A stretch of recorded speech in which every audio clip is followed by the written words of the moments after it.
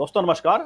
मैं प्रशांत कौशिक समाज नेटवर्क मंच पर आप सभी का हार्दिक स्वागत करता हूं, हार्दिक अभिनंदन करता हूं। जैसे कि अभी सभी जानते हैं कि चुनाव आयोग के द्वारा जम्मू कश्मीर और हरियाणा विधानसभा चुनाव की घोषणा कर दी गई है और तमाम तरह की राजनीतिक सक्रियता उस घोषणा के बाद लगातार शुरू भी हो गई है और राजनीतिक दल लगातार अपने अपने हिसाब से इन दोनों राज्यों के जो राजनीतिक समीकरण है उसको अपने अपने हिसाब से कहीं ना कहीं एडजस्ट करते हुए दिखाई देते हैं। और उसी परिसंदर्भ में राहुल गांधी और मल्लिकार्जुन खड़गे जो कांग्रेस पार्टी के राष्ट्रीय अध्यक्ष हैं वह जम्मू कश्मीर जाते हैं, 2 दिन का वहाँ प्रवास करते हैं और लगातार विभिन्न तरह की राजनीतिक गतिविधियों में शामिल होते हैं। और राहुल गांधी ने जिस तरह से वहां पर जो कार्यकर्ताओं को संबोधित करते हुए जो स्पीच दी वह भी इस समय खूब चर्चा के अंदर है। ने कहीं ना कहीं वहां के लोगों को सीधा अपने से उन्होंने जोड़ने की कोशिश भी की और उसके पश्चात जो राजनीतिक गतिविधि थी उमर अब्दुल्ला फारूक अब्दुल्ला के साथ बैठक कर उन्होंने एक नए राजनीतिक समीकरण को वहां पे आयाम देने का भी प्रयास किया, कोशिश भी की और उसमें काफी हद तक गठबंधन की राजनीति को जम्मू कश्मीर के अंदर साकार करने में सफल होते दिखाई देते हैं। तो जो वहाँ के जो जम्मू कश्मीर के राजनीतिक समीकरण हैं वह किस तरह के हैं और धारा 370 हटने के पश्चात ये पहली बार विधानसभा चुनाव वहाँ पर हो रहे हैं, तो इसके जो राजनीतिक निहितार्थ हैं क्या हैं और राजनीतिक मायने क्या हैं देश की राजनीति में भी और जम्मू कश्मीर की राजनीति को लेकर भी, इस पर हमने बड़ी हमारी आज चर्चा है, बहुत ही महत्वपूर्ण चर्चा है और हमारे साथ देश के बहुत ही वरिष्ठ पत्रकार आज इस चर्चा में शामिल हैं। उनका परिचय मैं आप सबसे करा देता हूँ।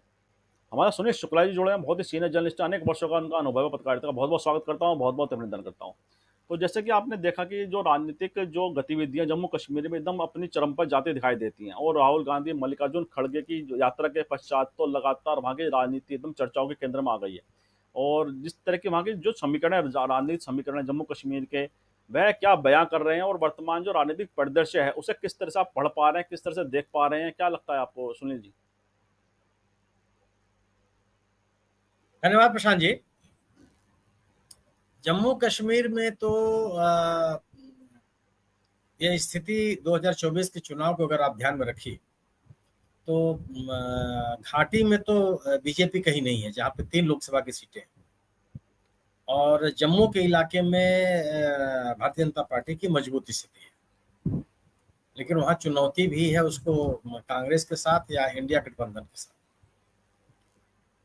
कांग्रेस बीजेपी ने जम्मू क्षेत्र से दो सीटें जीती हैं उसकी, और 2014 के चुनाव में जो उसका मत प्रतिशत था लगभग 26% मत मिले थे उसको विधानसभा के चुनाव। इस बार इस साल के लोकसभा के चुनाव में उसका मत प्रतिशत लगभग 2% घटा है, 24% मत प्रतिशत रह गया। नेशनल कॉन्फ्रेंस की स्थिति मजबूत हुई है, उसका मत प्रतिशत भी बढ़ा है। कांग्रेस का मत प्रतिशत घटा है और 2014 के चुनाव के मुकाबले उसके जो मतों की संख्या वो कम हुई। और अगर आप 2024 के लोकसभा चुनाव के आधार पर देखें तो विधानसभा के क्षेत्रों में बढ़त भी कांग्रेस की कम हुई, लेकिन एनसीपी, कांग्रेस और पीडीपी इन तीनों की मिलीजुली ताकत कांग्रेस से बहुत, बीजेपी से बहुत ज्यादा। बीजेपी का घाटी के इलाके में कोई असर नहीं है। हालांकि जम्मू कश्मीर में बीजेपी ने स्थितियों को अपने पक्ष में करने के लिए बहुत सारे प्रयास किए। जैसे उसमें 7 सीटें बढ़ी हैं परिसीमन के बाद राज्यों में, उन 7 सीटों में से 6 सीटें जम्मू क्षेत्र में बढ़ाई गई, केवल एक घाटी में। इसी तरह से जो अब जो सीटों की संख्या हो गई है उसमें यह कहा जा रहा है कि 48% जहाँ 42% जहाँ की जनसंख्या माने जम्मू क्षेत्र, वहाँ कुल विधानसभा सीटों की तुलना में 52% सीटें इस इलाके में, और जहाँ 52% जनसंख्या है वहाँ 42% सीटें, माने घाटी में सीटों की संख्या कम की गई है और जम्मू क्षेत्र में सीटों की संख्या बढ़ाई गई है। इस परिसीमन के पहले यह जो अनुपात था वो 55 और 45 का था, यानी घाटी में 55% सीटें थी, 55% सीटें थी और जम्मू क्षेत्र में 45% सीटें थी। फिर उसी में सरकार ने कुछ सीटें आरक्षित किया है कश्मीरी पंडितों के लिए जो वहां से पलायन कर गए थे, और शेड्यूल ट्राइब के लिए भी सरकार उसका मनोनयन करेगी। यह तरीका भी जो है एक तरह से माना जा सकता है कि बीजेपी ने अपने पक्ष के लिए एक स्थिति तैयार कर ली है। लेकिन राजनीतिक स्थितियां ये तो जो प्रशासनिक तौर पर या शासन में रहने वाले लोग जो अपने पक्ष में चुनाव की व्यवस्था कर सकते हैं वो किया गया। 10 साल के बाद चुनाव हो रहा है वहां। राज्य का दर्जा छीन लिया जाना एक बड़ा मुद्दा है जम्मू कश्मीर। ये घाटी में भी है और जम्मू इलाके में भी।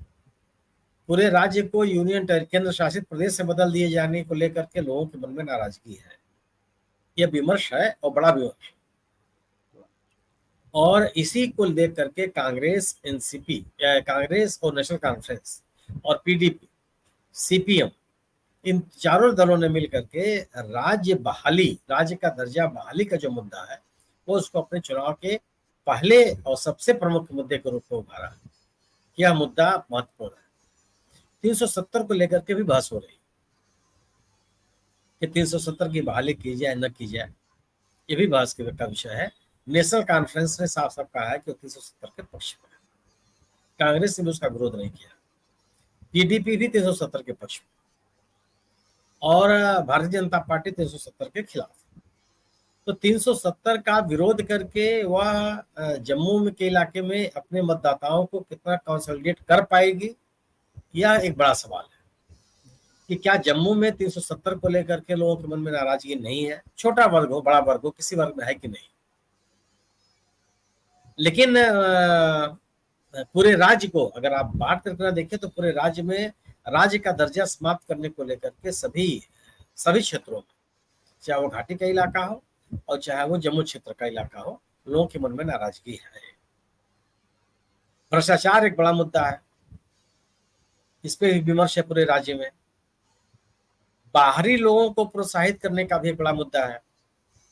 मतलब कि जो जम्मू कश्मीर के स्थानीय निवासी हैं उनकी तुलना में बाहर से आए हुए लोगों को विभिन्न प्रमुख स्थानों पर तैनाती दिए जाने या नियुक्ति किए जाने का सवाल है। खासतौर से विश्वविद्यालयों में जैसे वाइस चांसलर है, विश्वविद्यालयों में प्राध्यापकों की नियुक्तियां हैं। इसी तरह से कई क्षेत्र हैं जहां इस बात को लेकर के है कि स्थानीय लोगों के अंदर यह कितनी बड़ी नाराजगी है। बेरोजगारी एक बड़ा सवाल। आज की तारीख में जम्मू कश्मीर में बेरोजगारी की दर राष्ट्रीय जो दर है उससे बहुत ज्यादा है। लगभग 10%, 11% की बात की जा रही है। बेरोजगारी, राज्य का दर्जा की बहाली और 370 ये प्रमुख मुद्दे और इनको लेकर के भारतीय जनता पार्टी के खिलाफ एक तरह की लोगों के मन में नाराजगी है और भारतीय जनता पार्टी भी इसको महसूस करती है। इसका अंदाजा आप इससे लगा सकते हैं कि इस साल के लोकसभा के चुनाव में भारतीय जनता पार्टी जो घाटी के क्षेत्र है उनमें अपने उम्मीदवार नहीं उतारे। 3 के 3 सीटों पर उसके उम्मीदवार नहीं उतारे। वहां 2 सीटें नेशनल कॉन्फ्रेंस से जीती और एक इंडिपेंडेंट उम्मीदवार ने जीती। जम्मू में ही केवल 2 सीटें बीजेपी जीती और उससे भी उसके जीत का अंतर कम। तो बीजेपी के सामने चुनौती है कि वह जिन मुद्दों को लेकर के जम्मू कश्मीर में एक राजनीतिक माहौल बनाने का प्रयास कर रही थी उसको कितना लाभ मिल पाएगा या नहीं मिल पाएगा, ये बड़ा मुद्दा है। दूसरी तरफ इंडिया 10 ये भी लेकिन ये तय है कि अगर इंडिया दल समूह मिलकर नहीं लड़ेगा, यानी कांग्रेस, एनसीपी और पीडीपी या वामपंथी दल, खासतौर से सीपीएम अगर मिलकर नहीं लड़ेंगे तो भारतीय जनता पार्टी के सामने उस तरह की प्रभावी चुनौती नहीं प्रस्तुत कर पाएंगे जो अगर वो मिलकर लड़ते हैं तो प्रस्तुत कर सकते हैं। उसके लिए बीजेपी के सामने चुनौती है। अच्छी बात है कि कल जो राहुल गांधी या मल्लिकार्जुन खड़गे साहब या कांग्रेस के बड़े नेताओं का दौरा हुआ जम्मू कश्मीर में और श्रीनगर में उन्होंने अपने कार्यकर्ताओं के साथ साथ फारूक अब्दुल्ला से मुलाकात की। नेशनल कॉन्फ्रेंस के बड़े नेताओं से उन लोगों की मुलाकात हुई। लंबी बैठक, यही कहा जा रहा है कि लगभग 1.5 घंटे से ज्यादा की बैठक हुई हो। तो उनमें यह बात ये कहा गया है कि नेशनल कॉन्फ्रेंस और कांग्रेस दोनों मिलकर के चुनाव लड़ने की बात कर रहे हैं। पीडीपी को भी अपने साथ रखने की बात कही है। तो अगर नेशनल कॉन्फ्रेंस, कांग्रेस और पीडीपी ये मिल के चुनाव लड़ते हैं तो 2024 का, इस साल के लोकसभा चुनाव का जो आंकड़े हैं वो उनके पक्ष में जाते हैं। लगभग 34 सीटों पर नेशनल कॉन्फ्रेंस की बढ़त है, 7 सीटों पर कांग्रेस की बढ़त है, 5 सीटों पर पीडीपी की बढ़त है और 1 सीट पर सीपीएम की बढ़त है। ये और कुल 25 सीटों पर बढ़त है बीजेपी की। वो सब और जो वो इलाके हैं वो जम्मू के इलाके हैं। उस जम्मू के इलाके में विधानसभा के चुनाव में क्या स्थितियां बनेगी नहीं कहा जा सकता। हो सकता है कि कांग्रेस की स्थिति बेहतर हो सकता है कांग्रेस की स्थिति बदतर हो जाए, जो मिल के चुनाव लड़े, और बेहतर भी हो सकती है। लेकिन अगर ऐसी ही स्थिति बनती है, मिल के चुनाव लड़ते हैं, तो निश्चित रूप से वो इंडिया दल समूह के सामने, इंडिया दल समूह का एक एज हो और बीजेपी के सामने बड़ी चुनौती हो। अब सवाल यही है कि क्या इंडिया दल समूह मिलकर लड़ेगा या अलग अलग लड़ेगा। दूसरा सवाल यह है कि जो मुद्दे हैं, राजनीतिक मुद्दे हैं, राज्य बहाली का मुद्दा, 370 को की वापसी और महंगाई और बेरोजगारी जैसे जो प्रमुख मुद्दे, उनको लेकर के एक जो विमर्श है, चुनावी विमर्श, इसको बीजेपी कितना मैनेज कर पाएगी, कितना एडजस्ट कर पाएगी, ये बात है। जी बिल्कुल ठीक कहा आपने कि बीजेपी किस तरह से पूरे मुद्दों को, जो तमाम मुद्दे जम्मू कश्मीर में ज्वलंत बने हुए हैं, उसे कैसे मैनेज करती है, बड़ा सवाल है। अच्छा, जिस तरह से आपने पीडीपी का भी नाम लिया, पीडीपी के साथ भी और कहा भी है एनसीपी के नेताओं ने, नेशनल कॉन्फ्रेंस के नेताओं ने कहा भी है कि हमारे दरवाजे सभी के लिए खुले हुए हैं। तो ऐसे में पीडीपी का लेकिन अभी तक कोई ऐसा बयान सामने नहीं आया है जिसमें कि लगे कि कुछ तालमेल की बातें उनकी आपस में हो रही हैं, मतलब सार्थक वाला ऐसा कुछ चीज़ें सामने नहीं आ रही हैं। तो अगर पूरा गठबंधन, इंडिया गठबंधन का अगर पूरा ये बास्केट बन जाती है, वहाँ पे पूरी तमाम बातें उनकी आपस में जुड़ जाती हैं, तो उसका जो राजनीतिक प्रभाव है, जैसा आपने बताया कि घाटी के अंदर, श्रीनगर के अंदर, तो जम्मू में भी क्या उतना प्रभाव है डाल पाएंगे पूरे, अगर पूरे सागर्भित तरीके से पूरे विषय को देखें तो? अगर अगर मिल करके लड़ेंगे तो जम्मू में भी असर पड़ेगा। जम्मू में असर की वजह मैं ये मानता हूं कि जम्मू, कठुआ, सांभा, राजौरी, इन इलाकों में जो हाल के दिनों में हिंसा हुई है, उससे लोगों के मन में नाराजगी है कि सरकार भले ये कहती रही हो कि उसने हिंसा पर नियंत्रित करने की कोशिश की है, बड़े पैमाने पर हिंसा को नियंत्रित भी किया है, लेकिन इस तरह के बड़े पैमाने पर हिंसा, इसको लेकर के लोगों के मन में एक तरह की नाराजगी है कि आखिर घाटी को छोड़ करके इन इलाकों में बड़े पैमाने पर हिंसा कैसे होती चली जा रही है। दूसरी चीज एक ये भी है कि जम्मू के इलाके में बेरोजगारी का मुद्दा प्रमुख है। पूरे राज्य में लगभग 10% बेरोजगारी दर बताई जा रही है, उसमें जम्मू का भी इलाका। जम्मू के इलाके में इस बात को लेकर के भी नाराजगी है कि बाहरी लोगों, माने जम्मू कश्मीर के बाहर के लोगों को बहुत ज्यादा प्रोत्साहित किया जा रहा है, उनको जगह जगह तैनातियां दी जा रही हैं और स्थानीय लोग उपेक्षित हो रहे हैं। यह भी एक बड़ा सवाल है, अगर आप लोगों से बात करेंगे तो आपको लगेगा। तीसरा सवाल यह है कि भारतीय जनता पार्टी जो आर्थिक विकास का दावा कर रही है, वह लोगों के गले नहीं उतर रहा। जैसे वह कह रही है कि जम्मू कश्मीर आने वाले पर्यटकों की संख्या में वृद्धि हुई, यह लोगों के गले नहीं उतर रहा है, क्योंकि भारतीय जनता पार्टी की यह सरकार, लेफ्टिनेंट गवर्नर की यह सरकार, जो वैष्णो देवी आने वाले तीर्थयात्री हैं और जो अमरनाथ यात्रा के जो तीर्थयात्री हैं, उनको भी पर्यटकों में गिन रही है और इस आधार पर वह आंकड़े प्रस्तुत करने का प्रयास कर रही है, जो लोगों को स्वीकार्य नहीं है। क्योंकि अगर पर्यटक बढ़ेंगे तो पर्यटन से जुड़े हुए जो आर्थिक संरचना है, आधारभूत संरचना है, उसे भी विकास हो। अगर मान लीजिए कि 1 लाख पर्यटक आते थे, अब उनकी संख्या 1.5 लाख हो गई, तो जो आधारभूत संरचना, इंफ्रास्ट्रक्चर है, वो तो आपको मजबूत करना पड़ेगा। जैसे आपको नए होटल बनाने पड़ेंगे, नए अतिथि गृह बनाने पड़ेंगे, ट्रांसपोर्ट की स्थिति आपको बेहतर करनी पड़ेगी। ये दबाव होगा आपके ऊपर, और अगर ये दबाव नहीं है, आप अपने 20 साल पुराने संरचना के आधार पर, इंफ्रास्ट्रक्चर के आधार पर जो आ रहे हैं उनकी जरूरतें आप पूरी कर दे रहे हैं, तो यह बात तर्कसंगत नहीं है कि पर्यटकों की संख्या बढ़ी। अब पर्यटकों के आने से जो आर्थिक गतिविधियां होती हैं, वो भी बढ़ता हुआ दिखाई नहीं पड़ता। पहले, माने इस सरकार के पहले, जो पर्यटकों की गिनती होती थी, जो आंकड़े होते थे, उन आंकड़ों में वैष्णो देवी मंदिर पे दर्शन करने वाले तीर्थयात्रियों की संख्या नहीं गिनी जाती थी। अमरनाथ यात्रा के तीर्थयात्रियों की संख्या नहीं गिनी जाती थी, क्योंकि वो पर्यटक है, वो पर्यटक नहीं, वो तीर्थयात्री। वजह भी इसकी है कि जो, जैसे अब उदाहरण के तौर पे आप ये समझिए कि जो वैष्णो देवी मंदिर दर्शन करने आ रहा, वो जम्मू पहुंचा ट्रेन से, जम्मू से वो चला गया कटरा, और कटरा से वो सीधे मंदिर दर्शन करने चला गया, उसकी यात्रा शुरू हो गई। फिर वो मंदिर में दर्शन किया और दर्शन करके फिर वापस लौटा, ट्रेन पकड़ करके वापस चला गया, और तो कहीं गया नहीं वो।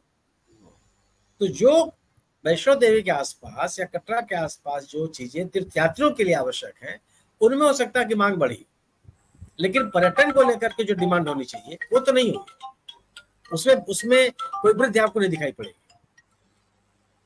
इसलिए मेरा अपना मानना यह है कि जम्मू कश्मीर के साथ साथ मैंने घाटी के अलावा जम्मू इलाके में भी एक विमर्श होगा, और एक प्रभावी विमर्श होगा, इससे आप इनकार नहीं कर सकते।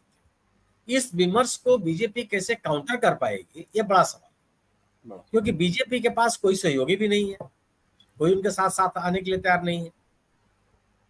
बीजेपी के साथ रह करके पीडीपी ने जो सरकार बनाई, उसका जो नुकसान है वो उसको आज तक सामना करना पड़ रहा है उसका, क्योंकि लोग अब एकदम दो ध्रुवी चुनाव है, बीजेपी के खिलाफ और बीजेपी के पक्ष में, मतलब केंद्र में बीजेपी है। जो लोग बीजेपी के खिलाफ है वो उसी दल के साथ जाना चाहेंगे जो जाते हुए दिख रहे हैं, जो बीजेपी के खिलाफ है और बीजेपी को किसी भी तरह से मदद करने के लिए तैयार नहीं। पीडीपी की वो क्रेडिबिलिटी घटी है जब उसने पिछली बार सरकार बना लिया बीजेपी के साथ मिलकर।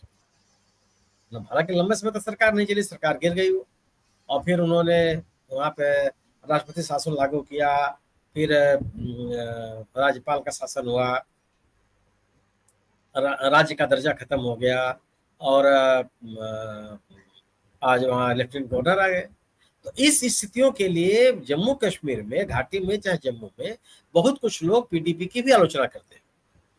पीडीपी कांग्रेस के साथ भी मिलकर सरकार बना चुकी है।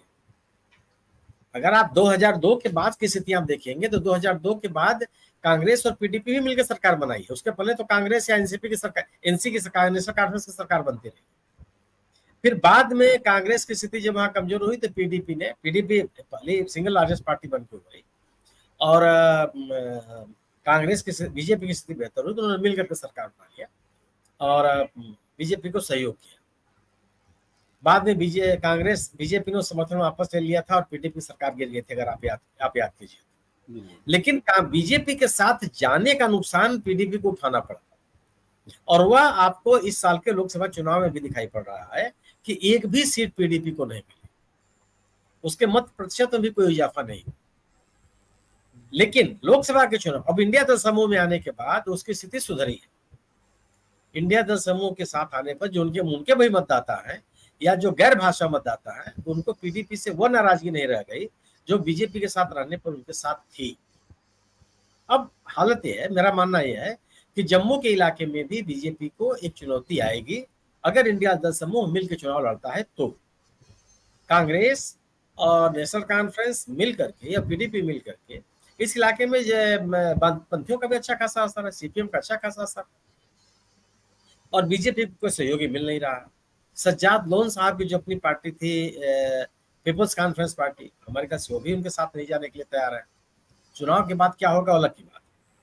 तो ऐसे में बीजेपी अकेले होगी और इंडिया दल समूह मिलकर के चुनाव लड़ेगा, उसमें छोटे दल बड़े दल सब शामिल, तो निश्चित रूप से उसका असर जम्मू के इलाके ही पड़ेगा, घाटी में तो है ही है।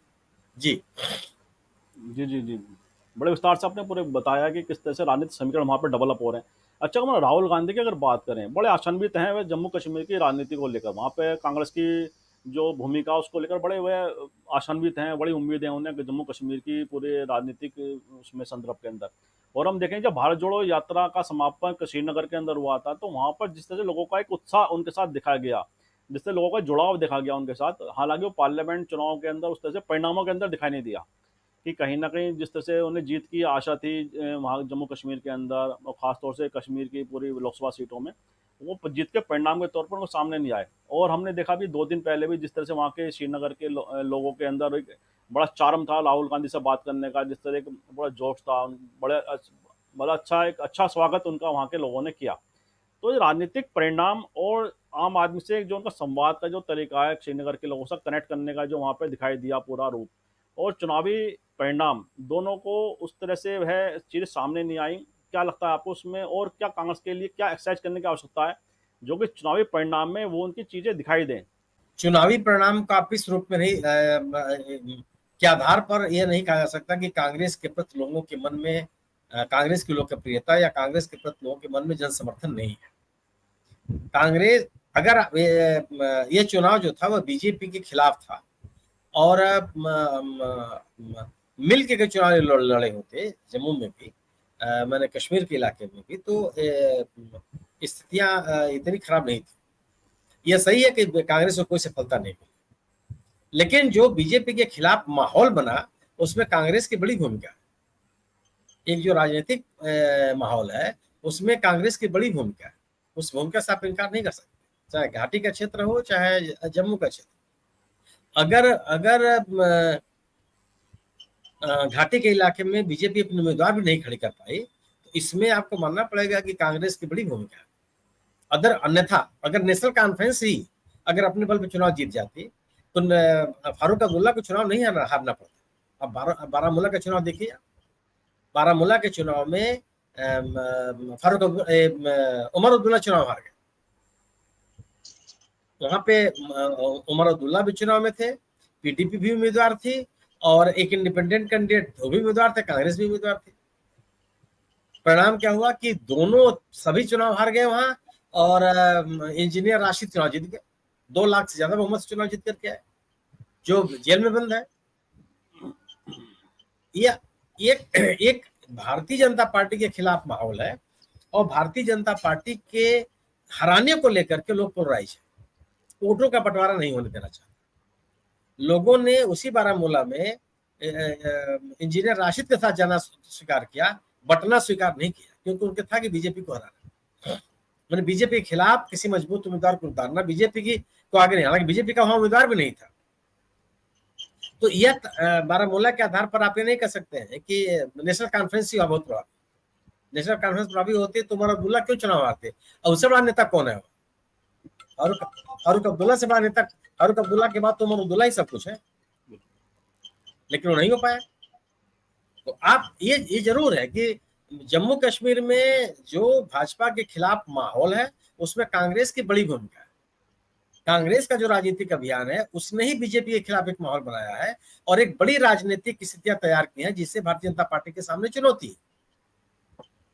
और यह आपको घाटी में भी दिखाई पड़ेगा और जम्मू में भी दिखाई पड़ेगा। आज स्थिति क्या है कि चाहे उधर अनंतनाग हो, कुपवाड़ा हो, बारामूला हो, पूरा का पूरा इलाके हैं, उन 10 जिले जो घाटी के हैं वहां बीजेपी कोई पूछने वाला नहीं है, जबरदस्त नाराजगी है। और वही स्थिति इधर की है, जम्मू है, सांभा है, कठुआ है, राजौरी है, मतलब इधर भी जो 10 जिले हैं उन जिलों में भी स्टेटहुड को लेकर के राज्य की वापसी, राज्य का दर्जा समाप्त किए जाने का मुद्दा बहुत ही गंभीर है, इससे आप इनकार नहीं कर सकते। और इस माहौल को बनाने में कांग्रेस की बड़ी भूमिका है, क्योंकि कांग्रेस एक ऐसे दल के रूप में सामने आई है जो बीजेपी के नीतियों का, कार्यक्रमों का विरोध कर रही है और उसके साथ किसी भी कीमत पर, किसी भी स्थान पर, किसी भी स्थितियों में हाथ मिलाने के लिए तैयार नहीं है। तो जो मतदाता बीजेपी से संतुष्ट है वह कांग्रेस के नाम पे पोलराइज हो रहा है, कंसोलिडेट हो रहा है। कांग्रेस को भले सीट न मिली लोकसभा के चुनाव में, लेकिन उसकी राजनीतिक मौजूदगी है और वह राजनीतिक मौजूदगी ही वह कारण है कि भारतीय जनता पार्टी जम्मू घाटी के इलाके में चुनाव लड़ने का साहस नहीं कर पाई और जम्मू में भी उसके मतों का प्रतिशत गिर गया। 2014 में उसके पास मत प्रतिशत थे 26, वो भी जम्मू रीजन में ही थे, में घाटी का भी कुछ भी नहीं है, और वो हो गया 24। तो आप एक पार्टी जो हिंदुत्व की राजनीति करती है, जम्मू हिंदू बहुल इलाका है, वहां भी इस तरह की नाराजगियां, तो राज्य बहाली, भ्रष्टाचार, बेरोजगारी और स्थानीय लोगों की उपेक्षा, ये बड़े मुद्दे हैं और इन मुद्दों को लोगों के बीच में पहुंचाने में कांग्रेस की भूमिका से आप इनकार नहीं कर सकते। जी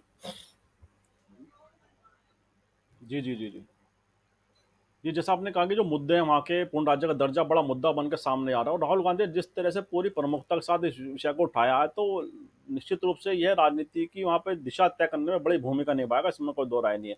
मुकुल त्रिपाठी जी हमारे साथ जुड़ गए हैं लखनऊ से, बहुत बहुत स्वागत करता हूँ, बहुत बहुत अभिनंदन करता हूँ। तो मुकुल जी, जो जम्मू कश्मीर की राजनीति है, जो पूरा राजनीतिक परिदृश्य है जम्मू कश्मीर का, उसे आप किस तरह से देख पा रहे हैं, किस तरह से पढ़ पा रहे हैं?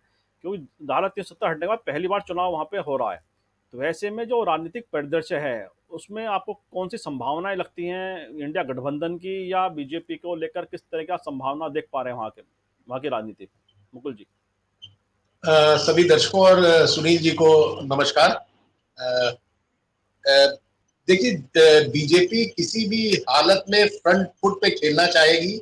मैं सुनील जी को काफी देर से सुन रहा था, देरी के लिए क्षमा चाहता हूं, लेकिन मैं उनकी पूरी बातों से सहमत हूं। लेकिन बीजेपी भी कोई भी ऐसा एक कमजोरी नहीं छोड़ना चाहेगी कि जिससे विरोधी इसके ऊपर हावी हो पाए। सुनील जी की ये बात सही है कि कई ऐसी सीटें जहां पे जो कश्मीर रीजन है वहां पे बिल्कुल उन्होंने सही कहा, इसके लिए बीजेपी की एक नई भूमिका में आ रहे कुछ चुनिंदा पुलिस अफसर। सुनील जी शायद इस बात से सहमत होंगे कि कई अफसरों ने पूर्व और वर्तमान जो पुलिस के अधिकारी हैं उन्होंने राष्ट्रीय स्तर पर संपर्क करना शुरू कर दिया है। उसमें कुछ तो वीआरएस ले चुके हैं और कुछ वीआरएस लेने के लिए उन्होंने अर्जी लगा रखी है। हालांकि अभी उनको कुछ को मंजूरी नहीं मिली है। इनमें डीजीपी, डीआईजी, एसएसपी और एसपी स्तर के अधिकारी, पूर्व डीजीपी एसपी वैद, डीआईजी इजरार खान वीआरएस ले चुके हैं।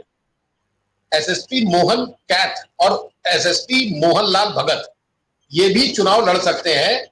इसमें इन लोगों के साथ ये है कि ज्यादातर भाजपा से ही संपर्क में है।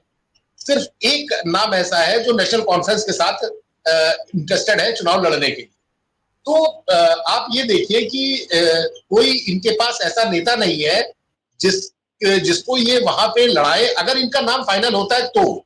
क्योंकि क्षेत्रीय स्तर पे, जैसे अभी पहले बहस में हम लोग एक डिबेट में अभी थोड़ी देर पहले प्रशांत जी के साथ थे, और जो जमीनी स्तर का कार्यकर्ता और नेता रहता है जो लड़ता है, और जम्मू तो बहुत मतलब कश्मीर एक सेंसिटिव हम लोग का एक राज्य है जहां पे बीजेपी इस तरह से पहली बार 370 के बाद ये चुनाव में आएगी। तो जो कश्मीर रीजन है उसमें शायद मुझे कुछ कहने की जरूरत नहीं, सुनील जी सारा इसका विस्तृत उसका बता चुके हैं कि क्या स्थितियां हैं। सवाल बीजेपी के साथ ये है कि अगर यहाँ पे चुनावी हार मिलती है तो इसका संदेश कितना बड़ा जाएगा देश भर में। और जो रीजन है वहां पे सुनील जी सहमत होंगे और दर्शक भी सहमत होंगे कि जैसे जो इंडस्ट्रीज थी, जैसे फूड में सेब है और सारे जो आज की डेट में आप ड्राई फ्रूट या कुछ भी लेने जाइए, तो इसमें जो बड़े मोदी जी के दोस्तों को जो दिया गया है, और जिस तरह से अडानी एंड कंपनी, रिलायंस, ये सब वहां पे बागानों को किराए पे लेके उनको चला रही है और उनसे माल खरीदती है। तो इन चीजों में कई ऐसे डिस्प्यूट भी सामने वहां पे आ रहे हैं कि जिनसे आप वहां का जो लोकल फार्मर है वो नाराज। पहले उसको रेट अच्छा मिलता था, अब उसके रेट अडानी और इन सब में जब आप पैकेट के फूड्स पे जाएंगी, जो उनकी मुख्य आजीविका रहती है, उसमें उन लोगों को बहुत बड़ा नुकसान हुआ। तो चीजों को जाहिर बात है कि बीजेपी ऐसा नहीं चाहेगी, शायद इसी वजह से। देखिए, पुलिस के जो अधिकारी रहते हैं उससे कहीं ना कहीं पुलिस प्रशासन पे दबाव बनता है। राज्यपाल इस वक्त पूरे फॉर्म में है, वो भी नहीं चाहेंगे। लेकिन जहां तक रिजल्ट का नतीजा है, अभी आने वाले समय में जो चुनावी जो हमारे आकलन नेशनल मीडिया कर रही है, वो सब पक्ष में ही कर रही है। एक चीज पे आप ध्यान दीजिएगा, वो चाहे हरियाणा हो, वहां के जो समीकरण बताए जा रहे हैं वो बिल्कुल उलट बताए जा रहे हैं, जैसे लोकसभा में 400 पार पहुंचा रहे थे लोग। लेकिन जमीनी सत्यता क्या है, ये सब चीजें वहां की जो लोकल पब्लिक है वो तय करे। क्योंकि हर चीज का मुद्दा होता है, जिस तरह से विकास होना था, जिस तरह से आतंकवाद का खत्म होना था, हर रोज वहां पे हमले हो रहे हैं। और जो एक रीजन है, जो कश्मीर का बॉर्डर वाला रीजन है पाकिस्तान से लगा हुआ, वहां पे मूवमेंट आतंकवादियों का ज्यादा होने लगा है। इस चीज को आप समझिए कि वहां से सारी जो फोर्स थी हमारी, उनको उठा के चाइना बॉर्डर भेज दिया गया था, और उसके बाद वो सेक्टर माना जा रहा था कि अब शांत रहेगा। लेकिन चूंकि बाउंड्री नहीं है, वहां कोई बैरिकेटिंग नहीं है, और भौगोलिक स्थिति ऐसी है कि वहां पे नदी नाले खाइयां हैं जहां पे आप कंट्रोल कर ही नहीं सकते। तो सरकार को पहले वो कंट्रोल करके जो हमारे देश के कश्मीर रीजन के लोग हैं उनको सुरक्षित करना चाहिए। वो चीजें नहीं हुई है और वो जमीनी स्तर पर दिख रही।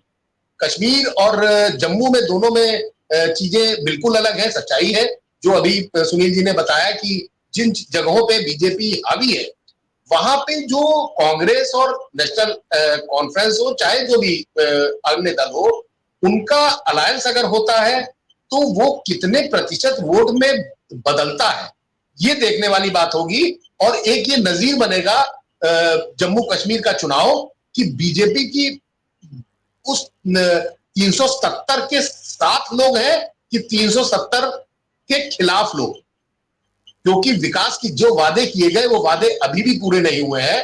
और शिक्षा में अच्छा काम हुआ है, और एक चीज और है कि जम्मू कश्मीर में जो पढ़ाई लिखाई है और स्पोर्ट्स है उसमें बल मिला है। लेकिन इन चीजों के इतर जो वादे किए गए थे वो वादे पूरे आज भी नहीं हुए हैं। वो एक रोष है आम आदमी में, उसका असर पड़ेगा और इससे बीजेपी की सीटें कम हो सकती हैं, बढ़ने की तो संभावना नहीं रही जी, जो पूर्व इलेक्शन हुआ था। जी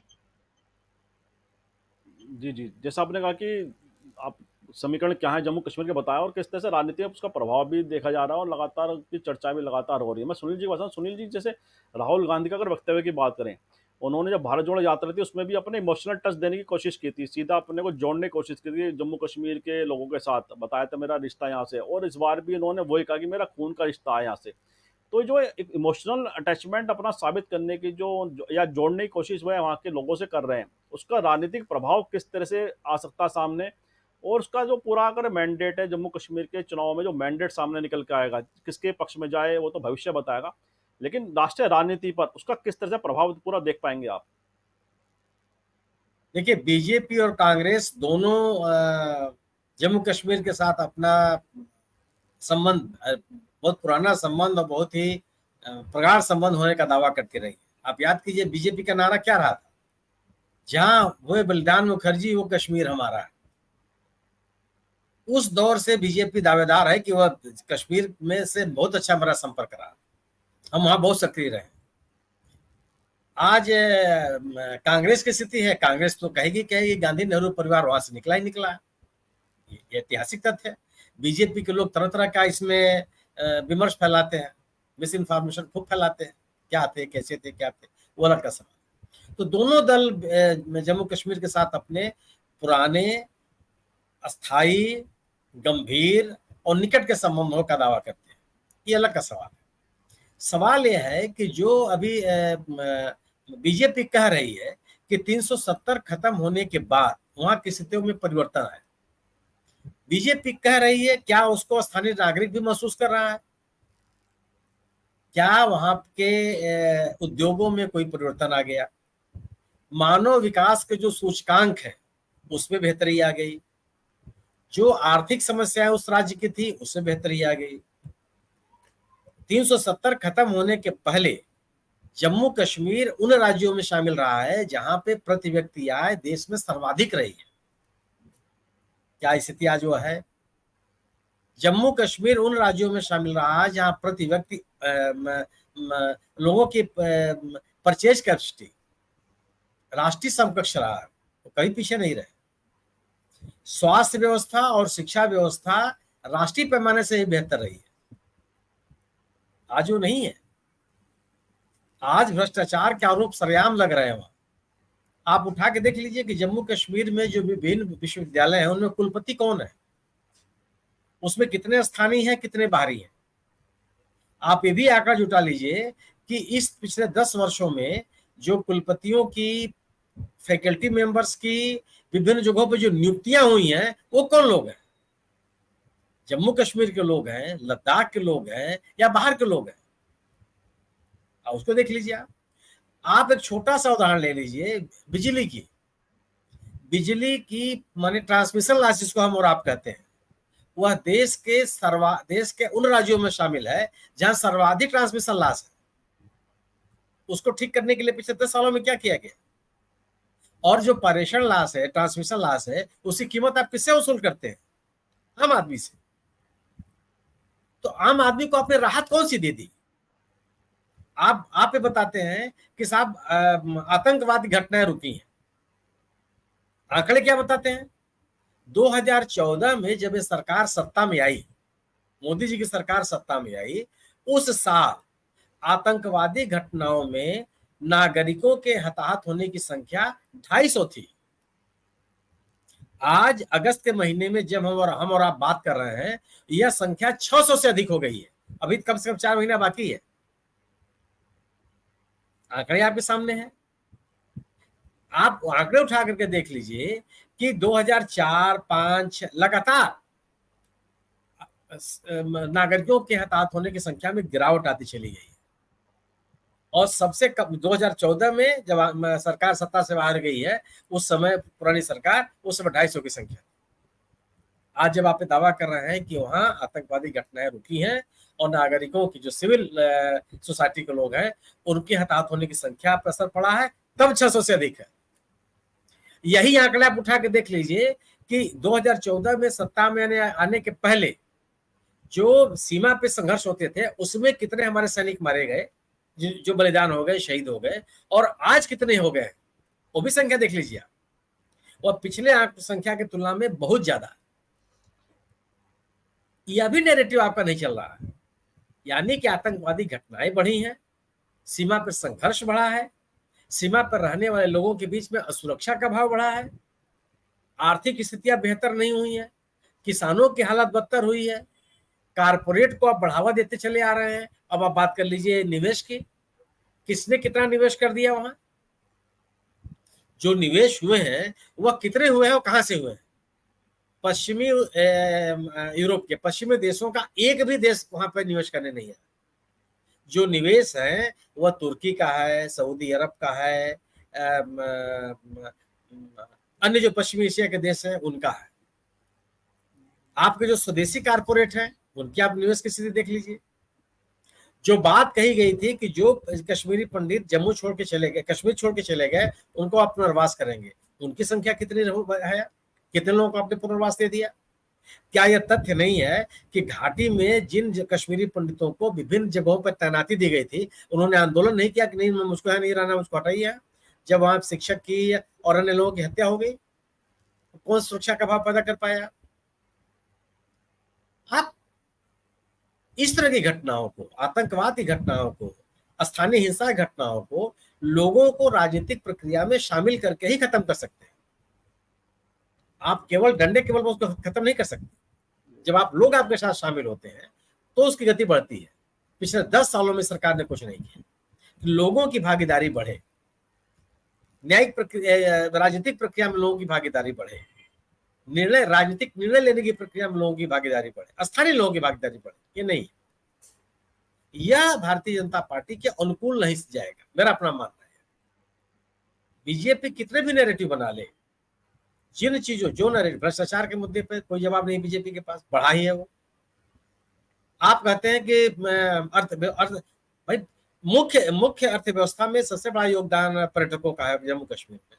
कितने बढ़ गए? अगर आप वैष्णो देवी और अमरनाथ यात्रा के तीर्थयात्रियों को अगर माइनस कर दीजिए तो कितने तीर्थयात्रियों, कितने पर्यटकों की संख्या बचती है? आप एक मतलब तथ्यहीन आंकड़े जुटा करके एक रोमानी तस्वीर प्रस्तुत करने का भले प्रयास कर लें, अगर उसको स्थानीय लोग महसूस नहीं करते तो उससे आपको राजनीतिक लाभ नहीं होने वाला। जी जी जी जी बिल्कुल ठीक कहा आपने कि अगर राजनीतिक भागीदारी में वहाँ के जो निवासी है उनकी इतनी सुनिश्चित भागीदारी नहीं होती है तो ये बड़े सवाल लगातार उठ ही जाते हैं। और कार्यक्रम के अंदर मुकुल जी के पास, तो मुकुल जी को क्या लगता है कि जो बीजेपी की भी राजनीतिक प्रतिष्ठा है, क्या जम्मू कश्मीर के विधानसभा चुनाव पर पूरी दांव पर लगी हुई है? क्योंकि जिस तरह से बीजेपी के लिए सुनील जी का बड़ा मुद्दा रहा है, जम्मू कश्मीर भी उनके लिए पूरा राजनीतिक एजेंडा, उनका अनेक वर्षों से उसमें मुख्य भूमिका जम्मू कश्मीर की राजनीति निभाती रही है। तो ऐसे में जम्मू कश्मीर के जो विधानसभा चुनाव परिणाम आएंगे वे बीजेपी की प्रतिष्ठा के लिए कितने आवश्यक हैं? उनकी प्रतिष्ठा पर क्या उसे किस तरह से वह उसे प्रभावित करेंगे वहां के चुनाव परिणाम, क्या लगता है आपको? देखिए, बिल्कुल बीजेपी के लिए एक बहुत एक अपने जम्मू कश्मीर को लेकर, रीजन को लेकर, क्योंकि जो 2014 के बाद जो सरकार 2018 तक चली, उसके बाद वहां पे आज तक चुनाव नहीं हुआ है। और उस धीरे धीरे उन्होंने वहां पे बहुत नैरेटिव भी कांग्रेस के खिलाफ भी गढ़े, गुलाम नबी आजाद भी अलग ही हुए। उसके बाद सबसे बड़ा मुद्दा एक हम लोग भूल गए हैं, सतपाल मलिक जी का। सतपाल मलिक ने राज्यपाल रहते हुए कितने आरोप लगाए। अब इन चुनावों में सतपाल मलिक अगर जाते हैं वहां पे, या अगर वो कोई ऐसी चीज करते हैं जो जाहिर बात है बीजेपी के खिलाफ ही रहेगा, कुछ नए खुलासे और करते हैं, तो ये चीजें बीजेपी के खिलाफ जाएंगी। वहीं दूसरी तरफ कांग्रेस को इस वक्त अपने अंतर जो उनके इंटरनल लीडर्स हैं, उनके भी विरोध का सामना इसलिए करना पड़ रहा है। विरोध कोई कांग्रेस के खिलाफ नहीं है, लेकिन नेशनल कॉन्फ्रेंस से जो उनका एक गठबंधन हुआ है, उसमें नेशनल कॉन्फ्रेंस ने जम्मू संभाग में नगरोटा, रैपर, दोमाना, विजयपुर, नौशेरा, सुंदरबनी, चिनाब वैली सहित 10 से अधिक सीटों की मांग की है, जिसका पार्टी में विरोध हो रहा है। कांग्रेस के मुताबिक, कांग्रेस के जो नेता हैं वो कहते हैं कि भाजपा इन सभी सीटों पे, तो भाजपा को ये सभी सीटों पे कांग्रेस टक्कर दे रही है। और 10 सालों में यहां कांग्रेस ने वास्तव में काम किया है। अगर ऐसे में नेशनल कॉन्फ्रेंस के आते हैं, तो वो जो कांग्रेस के अपने कार्यकर्ता हैं जो वहां पे लगे हुए थे, उनका मोराल कितना डाउन होगा। तो कांग्रेस को भी बड़ा फूक फूक के कदम रखना पड़ेगा।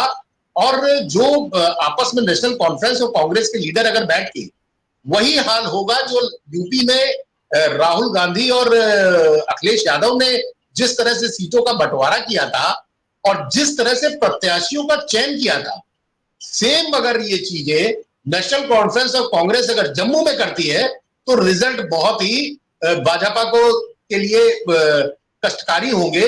और उसका फिर हम लोग को देखना पड़ेगा कि आगे इनकी भविष्य की राजनीति जम्मू कश्मीर के लिए क्या रहेगी। क्योंकि जितने विकास के वादे, और अभी सुनील जी ने उसको विस्तृत तरीके से बताया भी, वो पब्लिक जो उसका एक इमेज है, उसमें कितना बीजेपी को धक्का लगता है। तो ये चीजें कांग्रेस को भी समझनी पड़ेगी, नेशनल कॉन्फ्रेंस को भी समझनी पड़ेगी। और बीजेपी भी चाहती है कि दोनों के बीच में इस तरह की कोई ना कोई सीटों को लेके एक आपस में अंतर्द्वंद चले, जिसका फायदा वो वहां की जनता और वहां के नेताओं और साथ में ये मैसेज जनता तक डाले। लेकिन ओवरऑल आके फिर मैं सुनील जी की बात से सहमत हूं कि जिन जिन चीजों का वादा किया गया, जिन जिन चीजों को बहुत ज्यादा ग्लोबलाइज किया गया, आपको याद होगा वर्ल्ड के कितने सांसद वहां पहुंचे थे। राहुल गांधी को एंट्री नहीं मिली थी, कांग्रेस को एंट्री नहीं मिली थी, और सारे सांसदों को जम्मू कश्मीर घुमाया गया था।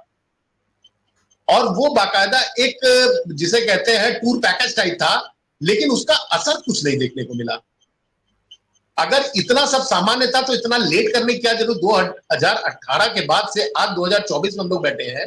6 साल का एक बहुत बड़ा समय होता है। राज्य आप गवर्नर रूल लागू कर दिए हैं, साथ में आपने तिब्बत और इन सब का जो बीच में एक आपने एक अध्यादेश लाए, तो चीजों को अब जनता समझ रही है। इसका आगे भविष्य में बीजेपी की जम्मू की राजनीति का क्या दिशा होगी, उसको तय करेगा ये चुनाव।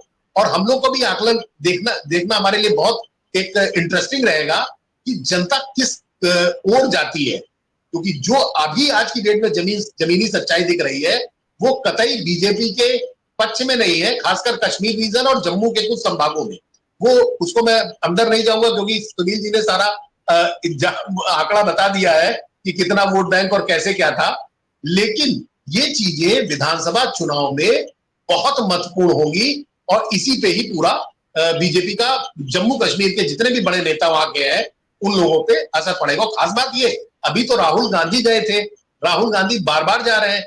अब राहुल गांधी की उसमें कितने, देखिए छोटा सा जम्मू कश्मीर है, अगर कांग्रेस अपने प्रॉपर तरीके से राहुल गांधी को और प्रियंका गांधी को वहां लॉन्च करती है, तो इसका असर बहुत ज्यादा होगा। खासकर मोदी और अमित शाह दोनों की तुलना में जो चीज फिर वही आएंगे कि यूपी और जो कश्मीर है उसमें वही चीजें होंगी। सिर्फ गठबंधन में यहां सपा थी और वहां पे नेशनल कॉन्फ्रेंस। तो नेताओं को अपने विवेक से और अच्छे प्रत्याशी उतारने चाहिए, तभी बीजेपी को वहां पे करारी हार झेलनी पड़ेगी। जी, एक अच्छी लड़ाई है। जी, जी, बिल्कुल ठीक कहा आपने कि बड़ा समझदारी से गठबंधन को रूप भी देना पड़ेगा और तमाम राजनीतिक समीकरणों को साधते हुए अपने जो उम्मीदवार हैं, उन्हें उतारने पड़ेंगे। देखना पड़ेगा कि कौन-सा उम्मीदवार विनिंग कैंडिडेट उनका जीत की राह में आगे बढ़ सकता है। तो तमाम तरह की राजनीतिक चुनौतियाँ सभी पार्टियों के सामने हैं, सभी गठबंधन के सामने है कि किस तरह से जम्मू-कश्मीर की राजनीति में अपना प्रभाव स्थापित करें और उसका निश्चित रूप से राष्ट्रीय राजनीति पे भी सीधा-सीधा असर दिखाई देगा। जो भी जम्मू-कश्मीर के विधानसभा चुनाव में बढ़त लेगा, तो उसका जो प्रभाव है राष्ट्रीय राजनीति में एक अलग तरह से असर छोड़ेगा, इसमें कोई दो राय नहीं है। और जिस तरह से आपने पूरे विषय को बड़ा सारगर्भिता प्रदान करी है, बड़ा सार्थक विश्लेषण उसका क्या है, सुनील जी ने भी, मुकुल जी ने भी बताया कि वहाँ के इफ एंड बट क्या है, किस तरह के राजनीतिक समीकरण हैं, क्या आंकड़े हैं। और मुझे विश्वास है हमारे दर्शकों को चर्चा जरूर पसंद आएगी और मैं सुनील जी का और मुकुल जी का बहुत-बहुत आभार और धन्यवाद व्यक्त करता हूँ कि उन्होंने हमारे दर्शकों के लिए अपना समय निकाला। बहुत-बहुत धन्यवाद आपका। और मैं आप सभी से भी आग्रह करता हूँ इस वीडियो को लाइक करें, शेयर करें, कमेंट करें। साथ ही संवाद इंडिया चैनल को सब्सक्राइब करें, बेल आइकन जरूर दबाएं जिससे संवाद इंडिया अपडेट आपको समय से मिलते रहे। आप सभी का बहुत-बहुत धन्यवाद, बहुत-बहुत अभिवादन।